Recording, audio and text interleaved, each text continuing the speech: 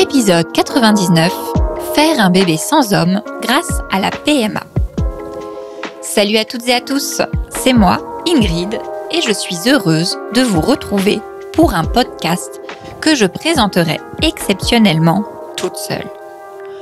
Je profite des vacances d'été pour voler le micro et vous parler d'un sujet qui me tient à cœur, celui de l'accès à la maternité pour toutes les femmes grâce à la PMA, la procréation médicalement assistée.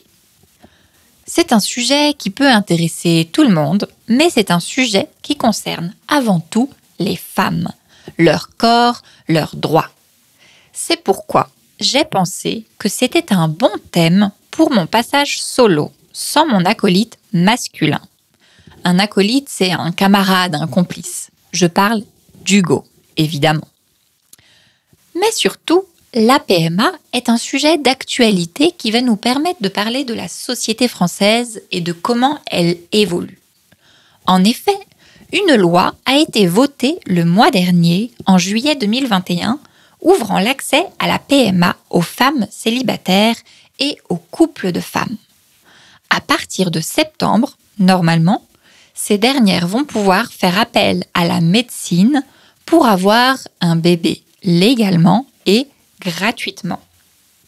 Jusqu'ici, cette aide médicale était réservée aux couples hétérosexuels infertiles. Alors, évidemment, cette nouvelle loi va entraîner un grand changement de société avec des nouveaux droits pour les personnes LGBTQ et aussi la reconnaissance par l'État de nouveaux types de familles. Ça fait des années que ce changement de société est réclamé par certains, mais combattu par d'autres. Alors, aujourd'hui, j'ai envie de vous raconter d'abord en quoi consiste la PMA, mais on va aussi voir comment cette question a évolué et quels sont les arguments pour et les arguments contre. C'est parti!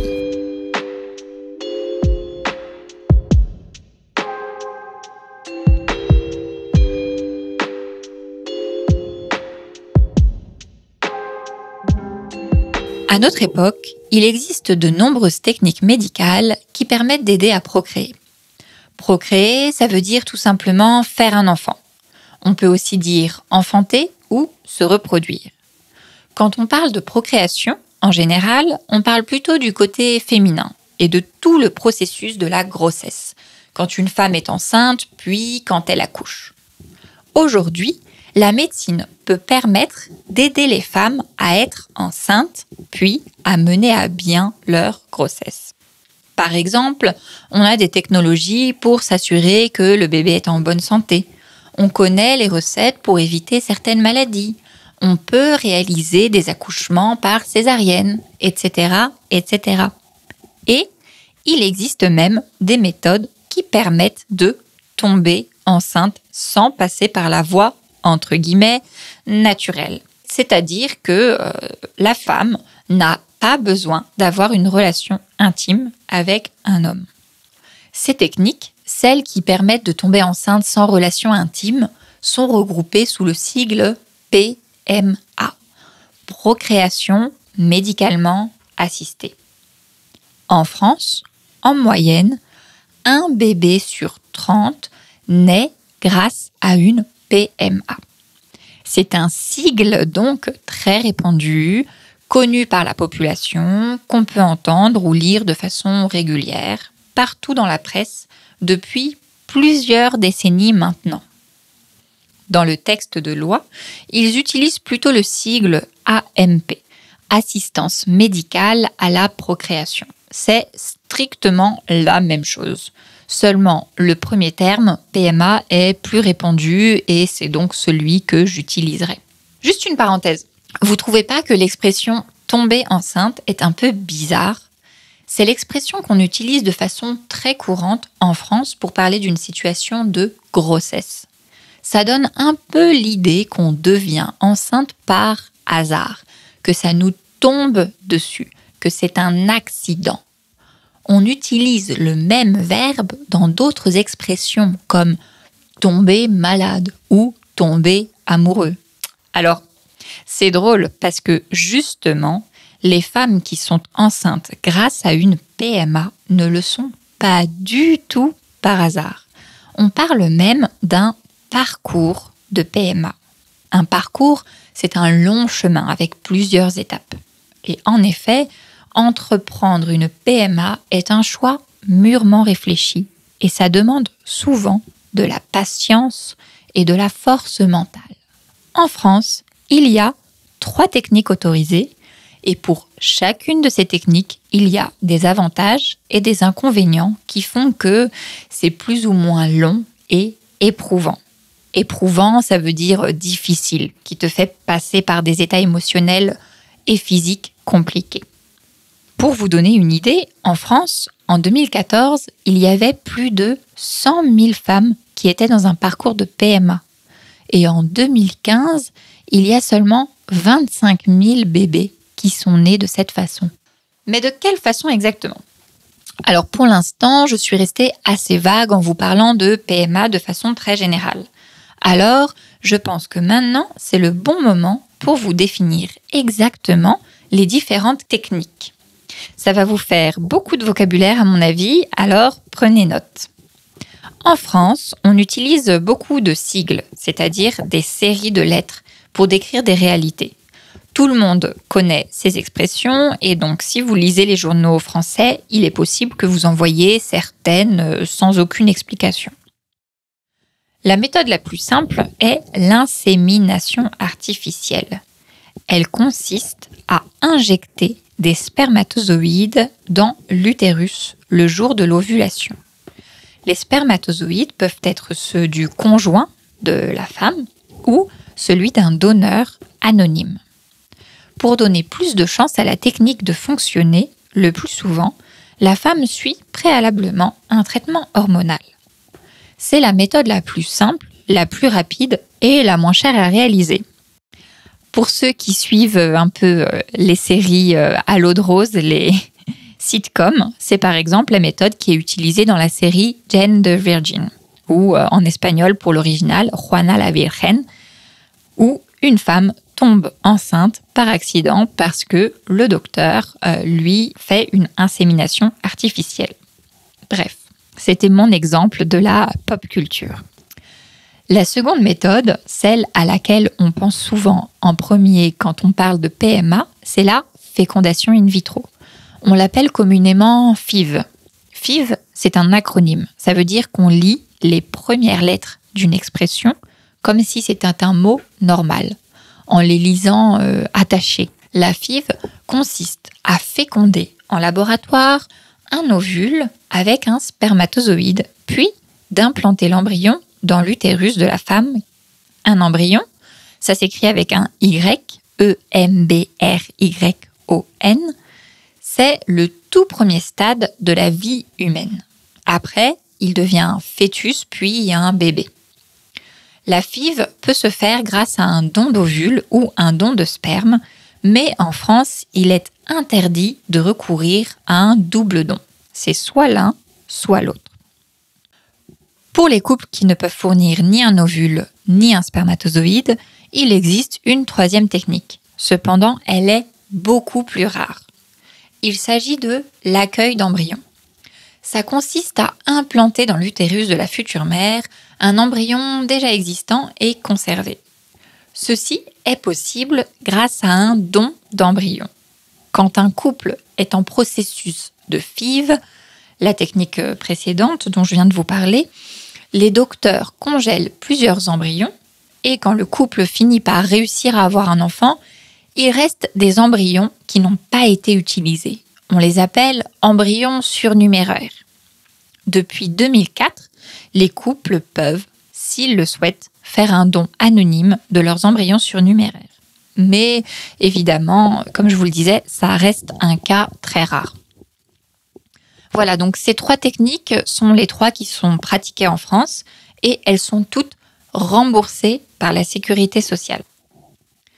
Par contre, quand on parle de PMA, en France, on exclut la GPA. Encore un sigle, je vous explique. GPA, c'est le raccourci de gestation pour autrui. Il s'agit d'une méthode d'insémination où la femme qui porte le bébé n'est pas la future mère. C'est ce qu'on appelle une mère porteuse, un mot composé avec un trait d'union. Là aussi, j'ai une petite référence à la pop culture et celle-ci, peut-être que vous serez plus nombreux à la connaître. Je parle évidemment du personnage de Phoebe dans Friends. Vous savez, à un moment, le frère de Phoebe lui demande si elle peut porter son enfant parce que sa femme est trop âgée et qu'elle ne peut donc plus le faire elle-même. C'est une méthode qui pourrait être utile pour les couples hétérosexuels où la femme ne peut pas porter un enfant ou par exemple pour les couples homosexuels composés de 2 hommes. Mais pour l'instant, même si la question est débattue, comme elle soulève des questions plus profondes que les autres méthodes, elle reste traitée à part et pour l'instant complètement interdite. Enfin, avant de vous en dire plus sur l'évolution de la loi et pourquoi il y a des personnes qui sont contre, je voulais vous donner une précision. Dans tout ce podcast, quand je parle d'hommes et de femmes, je parle de personnes cisgenres, c'est-à-dire de personnes qui ne sont pas transgenres. Pourquoi ? Alors, c'est pas mon choix, mais c'est simplement parce que les personnes transgenres ont été exclues de la loi dans la majorité des cas. Et ce serait vraiment trop compliqué d'expliquer, en plus, ces cas particuliers. Mais si ça vous intéresse, je vais vous mettre un article sur ce thème dans la bibliographie sur le page de l'épisode. Voilà. Alors maintenant qu'on est tous d'accord sur les définitions, laissez-moi vous raconter comment l'accès à la PMA a évolué ces dernières années en France.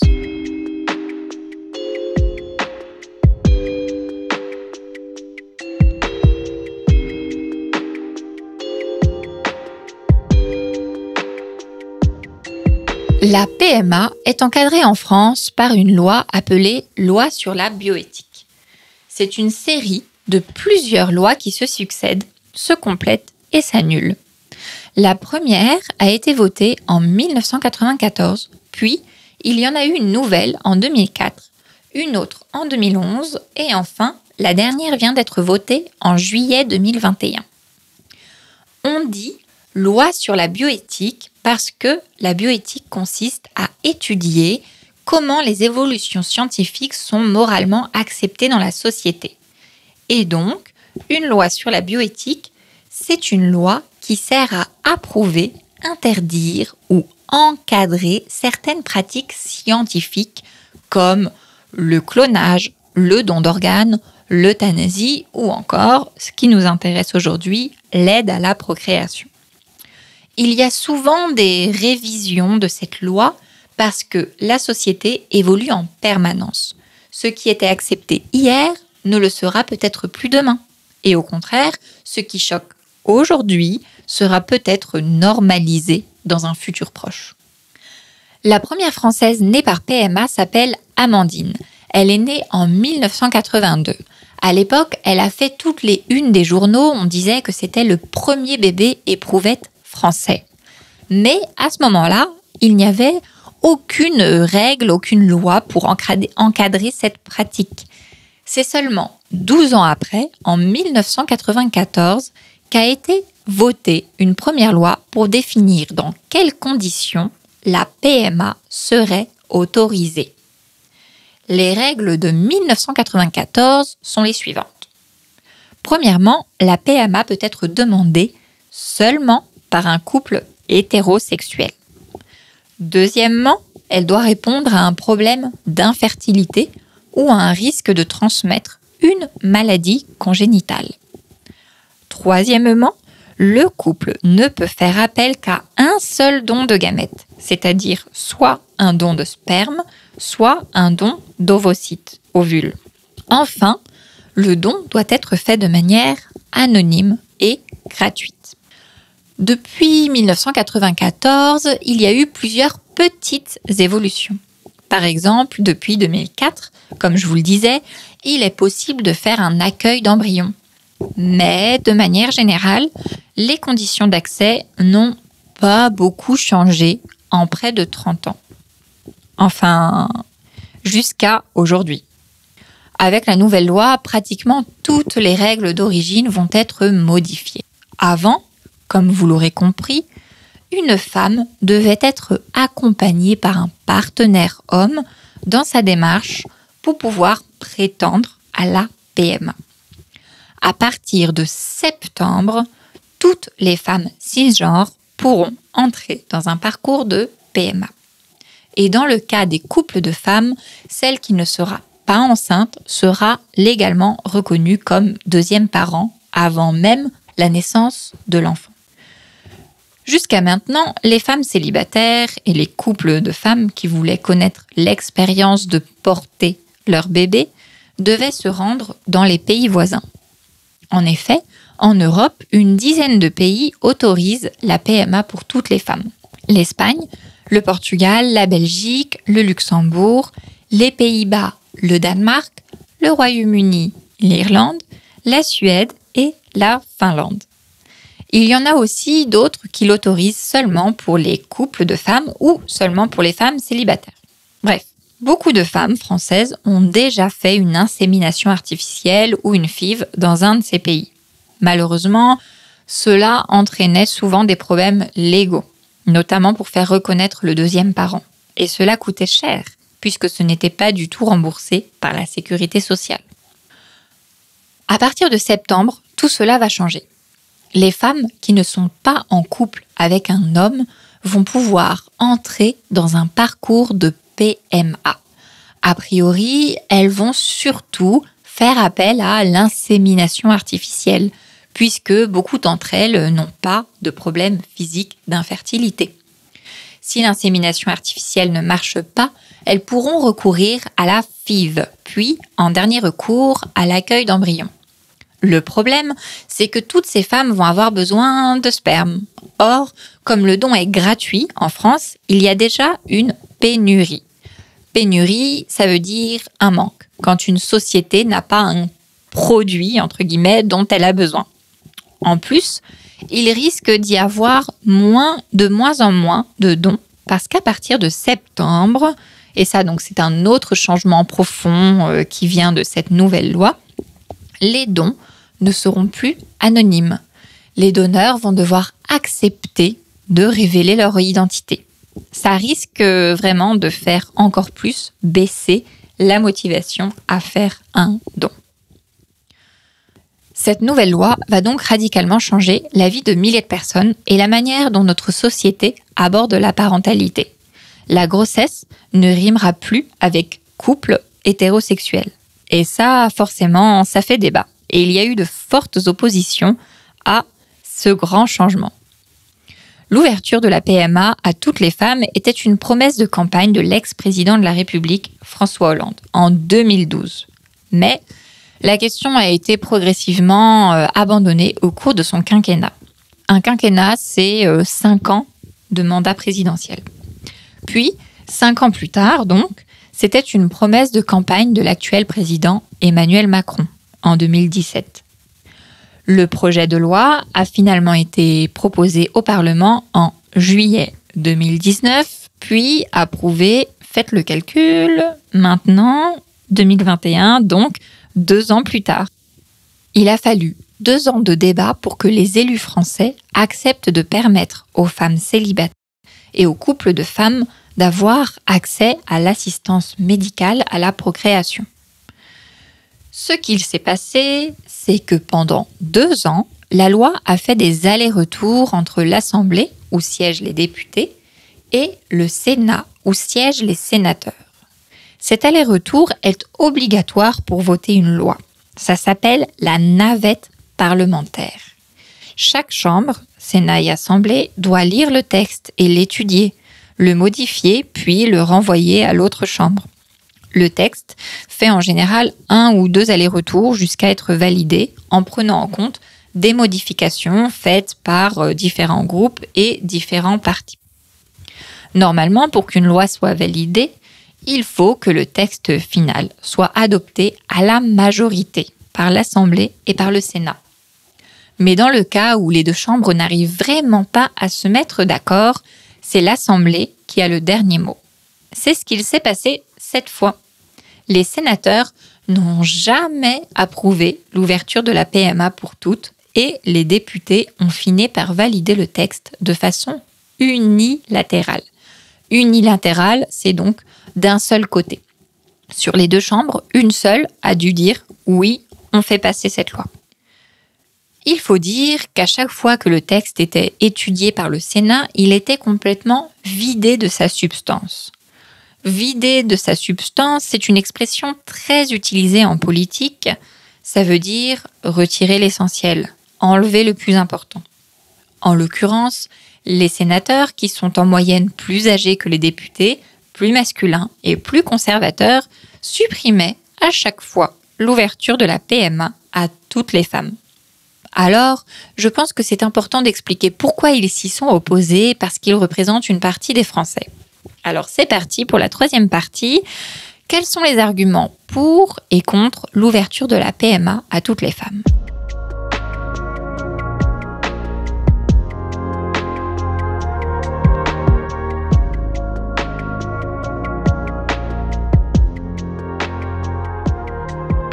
Le terme PMA pour toutes est une expression utilisée par les personnes en faveur de cette ouverture. Du côté des opposants, c'est une autre expression qui est utilisée. Ils l'appellent la PMA sans père. Père, P-E accent grave, R-E, le papa. Leur principale préoccupation est de protéger la famille traditionnelle et de ne pas permettre que des enfants grandissent sans un parent masculin.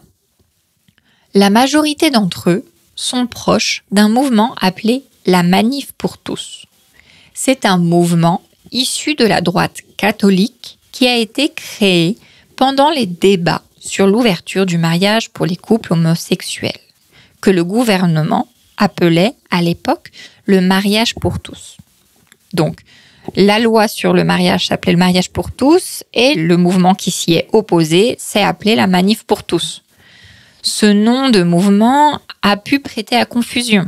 J'ai d'ailleurs déjà vu des témoignages d'étrangers qui pensaient que c'était un mouvement de protection des LGBTQ, alors que pas du tout, c'est tout le contraire. C'est un mouvement qui s'oppose aux familles homoparentales. D'abord en s'opposant au mariage pour les couples homosexuels, ensuite en s'opposant à ce qu'ils accèdent à la PMA. Ils se font appeler comme ça parce qu'ils prétendent défendre les enfants, tous les enfants. Le problème de l'argument de la famille traditionnelle, c'est que ce débat a déjà été tranché. Tranché, ça veut dire décider, en choisissant une position claire dans un débat. En France, les débats sur le mariage pour tous et l'adoption par les couples homosexuels a été l'occasion de parler du bien-être de l'enfant, des besoins essentiels au développement correct des enfants, etc. Des experts sont intervenus, des citoyens ont témoigné, et les législateurs ont décidé que la France acceptait les familles homoparentales, que les enfants pouvaient être aussi heureux avec deux mamans, deux papas, qu'avec un papa et une maman. Alors, si les familles homoparentales sont acceptées dans le cadre de l'adoption, il n'y a pas de logique à revenir sur ce même débat pour rejeter la PMA pour les couples de femmes. De manière générale, en France, seulement 61% des enfants vivent dans une famille dite traditionnelle. Il y a des parents divorcés, mais aussi il y a de très nombreuses familles monoparentales, ça veut dire avec un seul parent.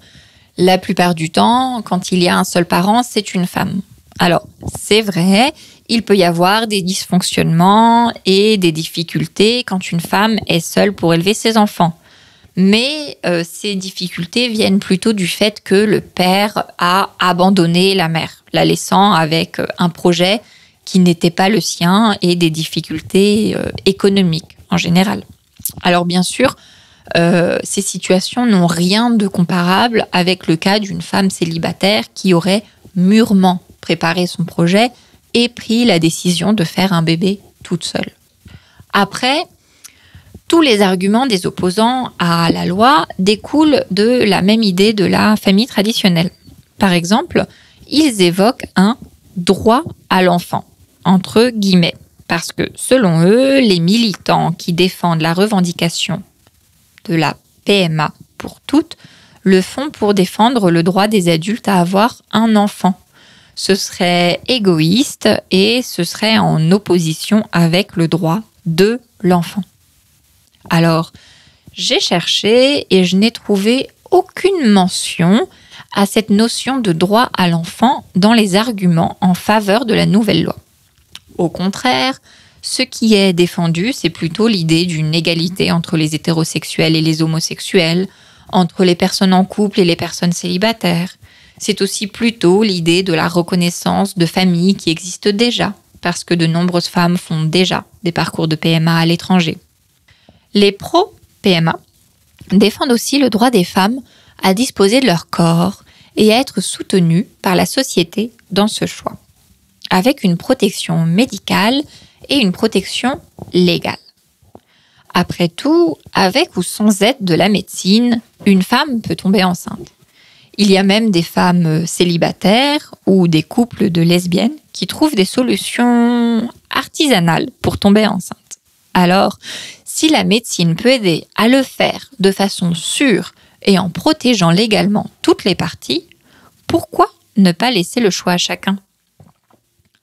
Bien sûr, la question du remboursement est aussi posée.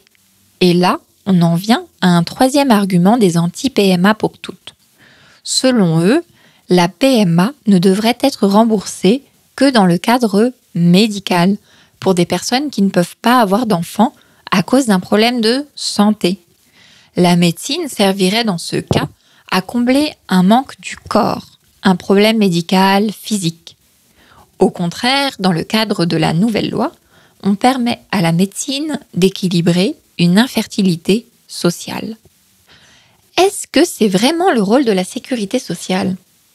En fait, oui, telle qu'elle est aujourd'hui. Ça peut être questionné, mais aujourd'hui, la sécurité sociale en France rembourse beaucoup d'actes médicaux qui ne sont pas essentiels à la santé ou qui ne répondent pas à une maladie physique mais plutôt à un besoin psychologique ou social.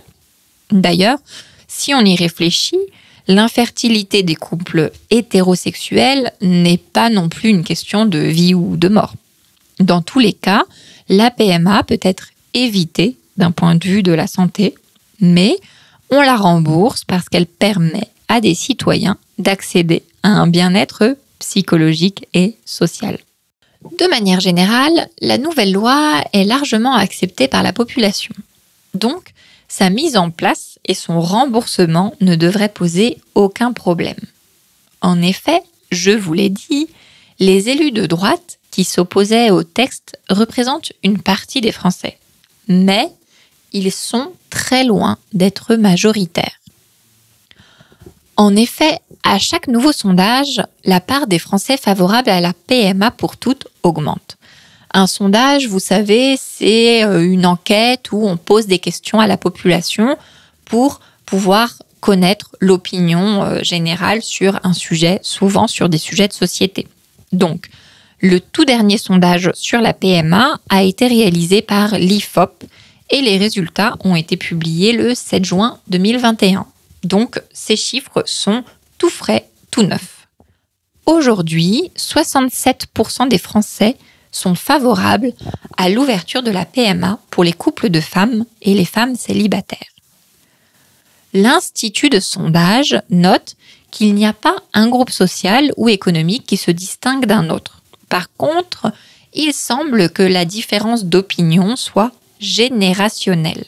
En effet, 84% des jeunes de 18 à 24 ans sont en faveur de la nouvelle loi, alors qu'ils ne sont que la moitié chez les plus de 65 ans.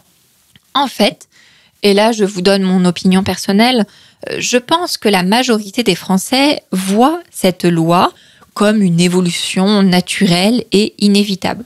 Si la médecine le permet, la société doit l'accepter.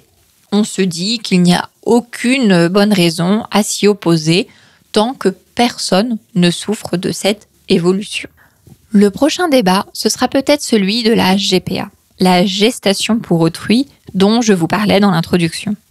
Les sondages montrent aussi que c'est de plus en plus accepté dans l'opinion publique. Cependant, je pense que ce débat va encore beaucoup tarder avant d'arriver à l'Assemblée nationale et au Sénat, car la question de la GPA est bien plus complexe. Elle comprend une personne tierce, en plus du couple qui veut avoir un bébé, et la question de la marchandisation du corps peut être posée. Alors, je laisse ce sujet de côté, et qui sait, peut-être que ce sera un nouveau sujet de podcast dans quelques années.